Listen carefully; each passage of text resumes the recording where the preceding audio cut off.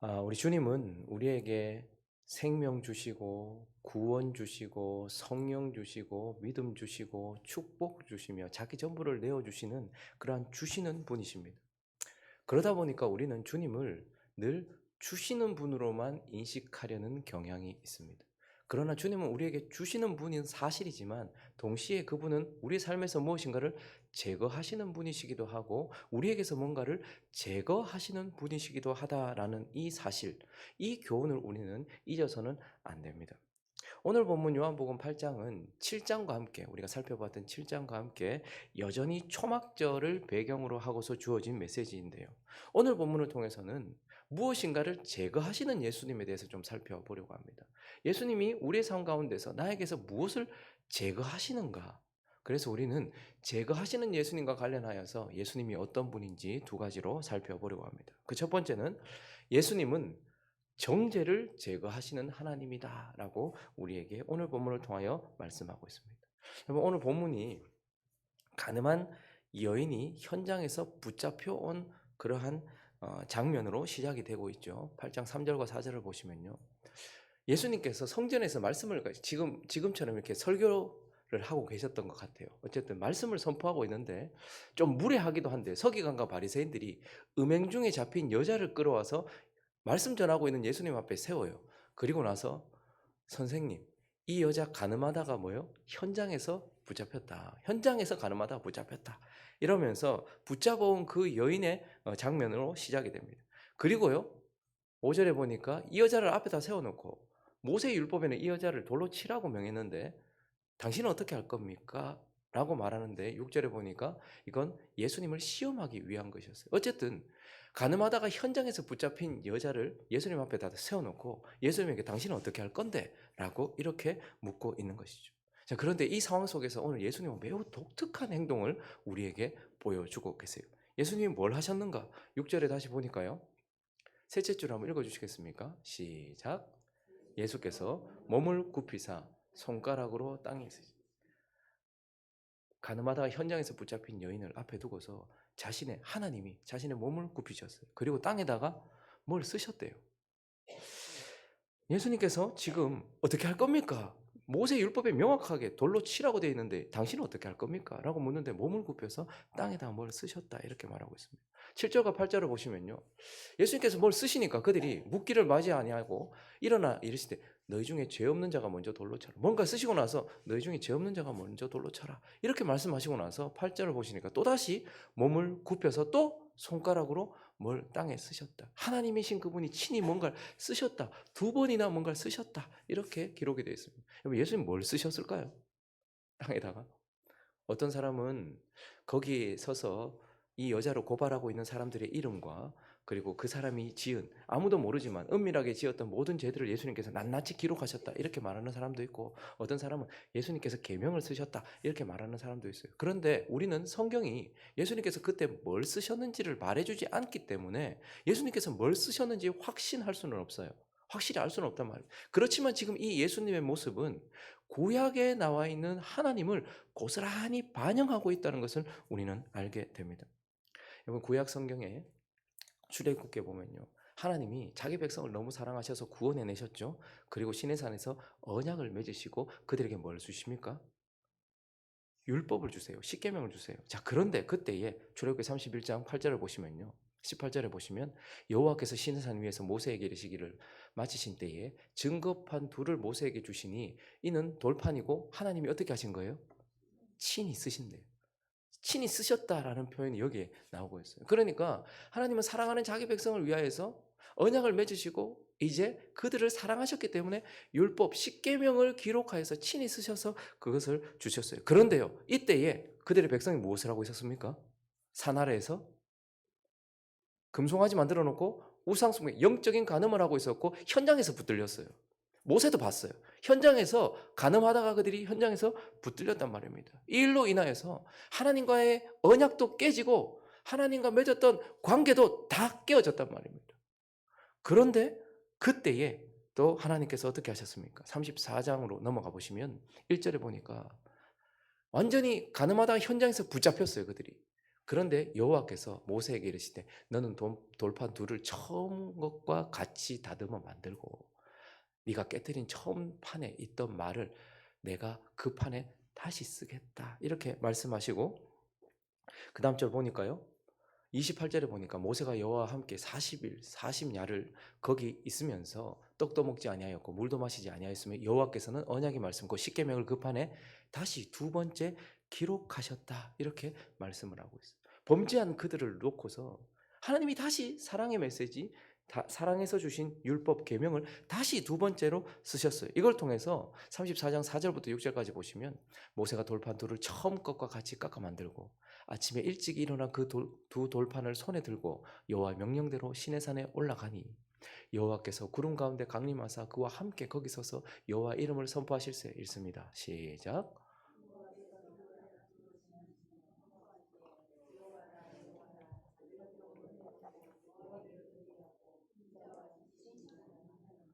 자, 하나님께서 두 번 무엇인가를 쓰셨어요. 그리고 뭘 선포하셨냐면 범죄했던 그들에게 벌을 내리지 않고 그것을 제거하시고 오히려 자비를 베푸셨다라는 것을 보게 돼요.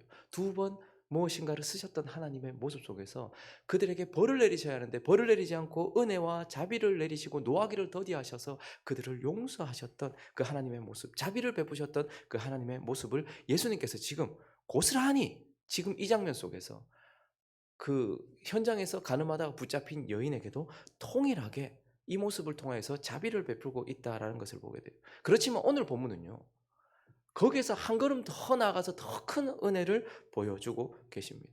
주님은 지금 벌받아 마땅할 돌에 맞아야 마땅할 이 여인에게 돌을 제거해 주시는 것에서 그친 것이 단 한 번의 자비를 베푸시는 것에서 그치는 것이 아니고 지금 뭘 하고 계시는 거 아니까 영원히 정죄를 제거해 주신다라는 것을 오늘 본문을 통해서 우리는 보게 되는 것입니다. 여러분 지금 이 여인이 사람들의 정죄 가운데 있습니다. 전부 그 여인을 둘러싸고 돌로 쳐야 되는데 라고 정죄하고 있어요. 그리고요. 율법의 정죄 아래 있습니다. 모세의 율법에 의하면 이 사람은 돌로 쳐야 됩니다. 율법의 정죄 아래 있습니다. 그런데 오늘 8장 9절부터 보시면요. 그들이 이 말씀을 듣고 양심의 가책을 느껴. 예수님께서 두 번 땅에 쓰시고 죄 없는 자가 먼저 돌로 치라라고 말씀하시고 나서 그 이야기를 듣고 땅에 쓴 것을 보고서 그 하나님의 행위 범죄했던 이스라엘, 현장에서 범죄했던 이스라엘, 붙잡혔던 이스라엘을 용서하셨던 그 행위와 같은 행위를 하신 예수님 앞에서 어른으로 시작하여 젊은이까지 하나씩 하나씩 나가고 오직 예수와 그 가운데 선 여자만 남았다. 그들을 정죄하던 사람들을 싹 제거해 주세요. 근데 이게 더 무서워요. 율법을 친히 만드신 그리고 그 율법대로 우리를 심판하실 오직 예수와 범죄한 그 여인만 딱 둘이 서 있는 것이죠. 자, 그런데요. 예수께서 일어나 여자 외에 아무도 없는 것을 보시고 이르시되 여자여 너를 고발하던 그들 너를 정죄하던 자들이 다 어디 있느냐. 예수로 인하여서 그 정죄에서부터 그 여인을 풀어주셨어요. 정죄를 제거해 주셨어요. 그리고 11절 읽어주십시오. 시작. 나도 너를 정죄하지 아니하노니 가서 다시는 죄를 범하지 말라라고 말씀하세요. 율법을 친히 만드시고 그 율법을 깨뜨린 자를 친히 심판하실 수 있는 그분이 그를 정죄하던 사람들을 그 정죄를 다 제거해 주시고 본인도 뭐라고 말씀하세요? 나도 너를 정죄하지 않는다. 단 한 번의 자비를 베풀어 주신 것이 아니라 영원히 정죄를 제거해 주시는 예수 그리스도의 모습을 보게 됩니다. 그러므로 우리는 오늘 이 말씀을 통해서 예수 그리스도는 그냥 정죄하지 않는 것이 아니고요. 자기의 죽음을 근거로 하여서 나의 죄 때문에 그분이 대신 돌아가시는 그분의 십자가를 근거로 해서 우리의 정죄를 영원히 제거해 주시는 분. 예수 안에 있는 자에게는 결코 정죄함이 없도록 하시는 자신의 죽음을 통하여서 우리의 정죄를 제거해 주시는 분이다. 이렇게 말씀하고 있습니다. 그래서 로마서 8장 1절 이 요한복음 8장과 로마서 1장은 이어지는데요. 그러므로 이제 그리스도 예수 안에 있는 자에게는 결코 뭐가 없대요? 정죄함이 없다. 왜요? 내가 뭘 해서가 아니에요. 예수 그리스도가 나를 대신해서 그 죄를 담당하셨기 때문에. 그래서 예수 안에 있는 자에게는 결코 정죄함이 없나니 이는 그리스도 예수 안에 있는 생명의 성령의 법이 죄와 사망의 법에서 너를 해방하였습니다. 예수 그리스도는 이렇게 자신의 십자가와 그를 믿는 믿음을 근거로 하여서 영원히 우리에게 있는 정죄를 제거하시는 하나님이다라고 오늘 본문을 통하여 우리에게 가르쳐 주고 계십니다. 그리고 오늘 본문을 통하여서 제거하시는 예수님, 어떤 하나님이신가? 또한 그분은 어둠을 제거하시는 하나님이다라고 오늘 본문을 통해서 우리에게 가르쳐주고 있어요. 그러면 제가 오늘 본문은 7장과 함께 어떤 절기를 배경으로 하고 있다고 했죠? 여전히 초막절 절기를 배경으로 하고 있어요. 초막절은 일주일 동안 이어지고 마지막 8일째 큰 명절인데요. 이 초막절 기간 내내 해가 뜨면 제사장이 실로와 못에 가서 물을 떠와요. 그리고요, 그 기간 내내 제단에다가 물을 부으면서 광야를 지나는 동안 우리에게 물을 주신 하나님을 기억하고 기념했어요. 그리고요, 초막절에는요, 어둠이 내리면 해가 뜨면 물을 부으면서 우리에게 생수를 주신 하나님을 기억했다면 어둠이 내리면요, 그들은 성전, 특별히 여인의 뜰 네 모퉁이에 약 23m 되는 높은 불기둥을 세워놔요. 그러면 그 당시에 문헌에 의하면 거기에 네 불기둥이 크게 서면요, 이스라엘 백성들이 집의 마당까지 보일 정도로 그만큼 밝혔다는 거예요. 그러면서 그들은 광야를 지나는 동안 불기둥으로 그들을 인도하셨던, 불로 그들을 인도하셨던 하나님을 기억하는 절기가 초막절이었어요. 그런데 그 초막절 절기에 오늘 12절 보니까요, 예수님께서 또 말씀하여 이르시되 나는 세상의 빛이다. 나를 따르는 자는 어둠에 다니지 아니하고 생명의 빛을 얻으리라. 불기둥으로 그들을 인도하셨던 그것을 기념하던 그 초막절에 예수님께서 뭐라고 해요? 내가 불이다, 내가 빛이다 라고 이렇게 말씀하시면서, 즉 하나님께서 자기 백성들이 어둠에 다니지 않도록 불기둥으로 그들을 인도하셨어요. 어둠이 내리면 어둠에 묻히지 않도록 불기둥을 통해서 그들에게 어둠에 다니지 않도록 어둠을 제거해 주셨던 그 하나님처럼 예수 그리스도는 뭐라고 말씀하시는 거예요? 자기 백성의 어둠을 제거하신다. 어둠이 뭐를 의미합니까? 성경에서 죄를 의미하죠. 그러니 예수 그리스도는 하나님께서 자기 백성들이 어둠 가운데 다니지 않도록 불로 밝히셨던 것처럼 나는 내 백성들이 어둠 가운데, 죄 가운데 행하지 않도록 어떻게 해요? 밝히는, 그렇게 어둠을 제거하는 하나님이다, 이렇게 말씀을 하고 있어요. 그래서 오늘 이 여인을 향해서 11절에 뭐라고 말씀하셨습니까? 다시는 죄를 범하지 마라, 다시는 어둠 가운데 있지 마라, 어둠 속에 있지 마라, 이렇게 말씀을 하셨어요. 그러나 우리가 예수님께서 이렇게 말씀하셔서 은혜 받았다고 다짐한다고 죄를 범하지 않습니까? 우리가 다시는 죄를 안 범해야지 라고 한다고 죄를 범하지 않습니까? 하나님께서 이렇게 큰 은혜를 주셨는데, 그리고 그분은 나에게 엄하게 명령하셨는데 다시는 죄를 범하지 말라 하셨는데 내가 그렇게 할 수 있습니까? 12절로 이어집니다. 예수께서 다시 죄 범하지 마 이렇게 말씀하시고 또 말씀하여 이르시되 나는 세상의 빛이니 나를 따르는 자는 어둠에 다니지 않도록 하겠다, 이렇게 말씀하셨어요. 너 죄 범하지 마 라고 말씀하신과 동시에 나를 따르는 자는 어둠에 다니지 않을 것이다. 하나님이 불기둥을 통해서 어둠을 제거하셔서 그들이 어둠에 다니지 않도록, 그래서 예수 그리스도는 죄 범하지 마 라고 말씀하시면서 내가 너희가 죄 가운데 거하지 않도록 나도 역사하겠다 라고 이렇게 말씀을 하시는 거예요. 그러면 어떻게 어둠을 제거한단 말이에요? 우리 삶 속에 있는 어둠을 주님께서는 어떻게 제거하신단 말이에요? 우리가 삶 속에 있는 실질적인 이 죄를 어떻게 제거하신다는 말입니까? 죄가 발현되는 메커니즘, 죄가 발현되는 원리가 뭡니까? 우리 모두 안에는 뭐가 있습니까? 죄가 있습니다. 구원받은 자 안에는 죄가 사라졌습니까? 아니요. 여전히 죄가 있습니다. 그런데 그 죄가 어떻게 자기 자신을 드러냅니까? 죄는 우리의 육신을 통하여 죄가 발현이 돼요. 육신이 뭐죠? 각 사람의 개성, 그러니까 각 사람의 기질과 체질을 따라 죄에 물들어 있는 부패한 본성이에요. 그러니까 우리 안에는요, 죄가 있고요. 이 죄가 우리 각 사람의, 어떤 사람은 기질이 이렇고 어떤 사람은 체질이 저래요. 그래서 다 달라요. 그런데 이 죄가 부패한 본성인 이 육신, 각 사람의 육신을 따라서 나타난단 말이에요. 그래서요, 죄는 보편적이에요. 그런데요, 나타나는 양상은 달라요.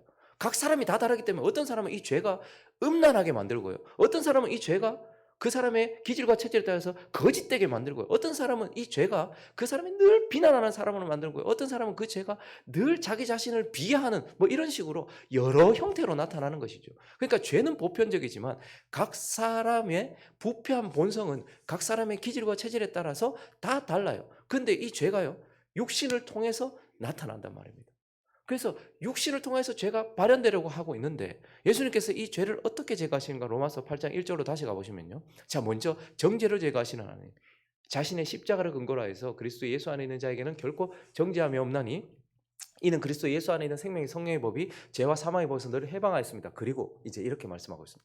율법이 육신으로 말미암아 연약한, 율법은 우리에게 지시를 합니다. 간음하지 마, 살인하지 마, 거짓말하지 마. 그렇게 지시를 하지만 문제는 부패한 우리 본성이 우리 본성으로 말미암아서 율법은 우리 본성을 이 육신을 제어할 힘이 없어요. 그래서 율법은 육신으로 말미암아 연약하여 할 수 없단 말입니다. 그래서 하나님은 어떻게 하신다는 거예요? 그 죄로 말미암아 자기 아들을 죄 있는 육신의 모양으로 보내어 먼저 육신의 죄, 우리가 육신으로 지었던 죄를 정하셨다 이 말은 심판하셨고 용서하셨다 이 말입니다. 자기 아들을 육신의 모양으로 보내서 자신의 아들을 십자가에 못 박으심으로 인하여서 우리가 지었던 죄를 용서하셨다. 그래서 이제 정죄가 더 이상 없다. 그런데 거기서만 그치는 것이 아니고요.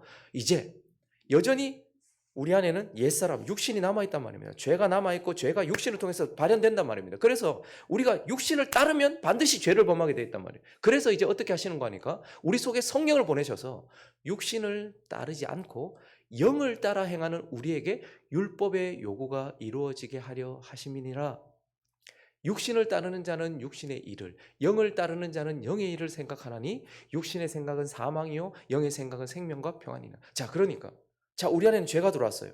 그리고 이 죄에 의하여서 우리는 육신이 되었어요. 부패한 본성을 가지게 되었단 말입니다. 그렇기 때문에 제가요 늘 어떤 상황과 환경 속에서 우리의 육신을 탁 건드리면 이 육신을 통해서 우리는 죄를 짓는단 말이에요. 그런데 이제 뭐라고 말하는 거예요? 이 죄를 제거하기 위하여서 죄 자체를 없애주시지는 않습니다. 이건 언제 일어날까요? 죽음을 거치면. 그때는 우리의 죄가 완전히 사라질 거예요. 그러나 우리가 죽음이 오기 전까지는, 육체의 죽음이 오기 전까지는 죄가 여전히 있어요. 자, 그런데 하나님은 이 죄를 없애시는 것이 아니고요. 죄의 통로가 되는 육신, 이 육신을 따르지 않고 어떻게 해요? 이제 육신을 따라 살던 우리가, 내 멋대로 살던 우리가 이제 우리 속에 오신 성령을 따라 살아감으로 인하여서, 육신을 따르지 않음으로 인하여서 죄에게 밥을 주지 않는 거예요. 그래서 우리 속에서 죄가 제거되도록 하시는 거예요. 그래서 우리 보고 십자가를 지고 자기를 부인하고 걸어가라고 말하는 거예요. 우리는 끊임없이 상황 속에서 가장 먼저 강력하게 우리 육신이 먼저 발동해요. 어떤 상황을 만나면 화부터 먼저 내고요. 어떤 상황을 만나면 음란해지기부터 먼저 해요. 어떤 상황을 만나면 순간적으로 거짓말을 막 해요. 이게 육신이거든요. 죄가 육신을 통해서 딱 발현되려고 한단 말이에요. 그런데 하나님 어떻게 하라고 말씀하시는 거예요? 육신을 따르지 말고 죄와 사망의 법, 예전에는 끌려갈 수밖에 없었다는 거예요. 그런데요, 너를 생명의 성령의 법으로 해방했기 때문에 이제 너에겐 선택권이 있다. 예수를 믿기 전에는 선택권이 없었어요. 죄가 우리를 육신을 건드리면 우리는 육신을 따라갈 수밖에 없는 노예였단 말이에요. 그런데 구원받은 우리에게 나타나는 일은 뭐라는 거예요? 이제 선택할 수 있다는 거예요. 육신을 따라 살든지 아니면 영을 따라 살든지. 그래서 죄를 어떻게 제거한다는 거예요? 죄 자체를 없애주는 것은 대속죄, 우리가 죽음으로써 예수 그리스도가 재림하심으로써 그때 우리 죄는 완전히 사라지겠지만 그 전에는요, 이 죄가 아니라 죄가 발현되는 도구가 되는 육신을 따르지 않음으로 인하여서, 성령을 쫓아 행함으로 인하여서 죄를 따라 어둠으로 다니지 않도록 그렇게 죄를 제거하신다라고 우리에게 말씀하시면서, 예수 그리스도는 우리 안에 있는 정죄를 제거하시는 분이고요, 예수 그리스도는 성령을 통하여서 그리고 우리의 순종을 통하여서 실제로 우리 안에 있는 죄를 육신을 따르지 않음으로써 제거하시는, 어둠에 다니지 않도록 하시는, 어둠을 제거하시는 분이다라고 우리에게 가르쳐 주고 있는 것입니다. 말씀을 정리하겠습니다. 예수님은 십자가를 통해서 우리에게 구원을 주셨습니다. 주신 분이죠. 그리고 예수님은요, 성령을 통해서 우리에게 은사를 주시고 힘도 주시는 분입니다. 그러나 동시에 예수님은 십자가를 통해서 저와 여러분 안에 있는 정죄를 제거하시는 분이십니다. 그리고요, 그분은요, 성령을 통해서 우리 안에 있는 죄를 제거하고 계시는, 성화시키는, 제거하시는 하나님이다, 이렇게 말씀하고 있습니다. 그러므로 어떻게 해야 될까요? 그분과 함께 우리도 같은 방향으로 걸어가야 되는 것입니다. 다시 마지막으로 11절을 읽습니다. 대답하되 주여 없나이다. 예수께서 이르시되 나도 너를 정죄하지 않는다. 예수 그리스도는 우리의 정죄를 제거하시는 분이에요. 그러므로 우리도 어떻게 해야 될까요? 예수 안에 있는 자들을 정죄하지 마십시오. 아무리 연약해 보이고 아무리 아닌 것 같아도 예수 안에 있는 자들을 정죄하지 마십시오. 거기에는 나도 포함됩니다. 남을 정죄하지 말아야 되지만 나 스스로도 내가 나를 정죄할 권리도 없어요. 예수가 나 앞에서 아무도 정죄하지 않는, 예수도 나를 정죄하지 않는다. 이제 나를 근거로 해서가 아니라 예수 그리스도를 근거해서 예수 그리스도는 내게 정죄를 제거하셨단 말입니다. 그러므로 우리도 교회 안에서 그리고 세상에서 누군가를 정죄하지 마시고, 특별히 예수 안에 있는 자들을 정죄하지 마십시오. 예수 안에 있는 나도 정죄하지 않는 저와 여러분 되시기를 예수 그리스도 이름으로 축원합니다. 그리고요, 11절 또 보니까 뭐라고 얘기합니까?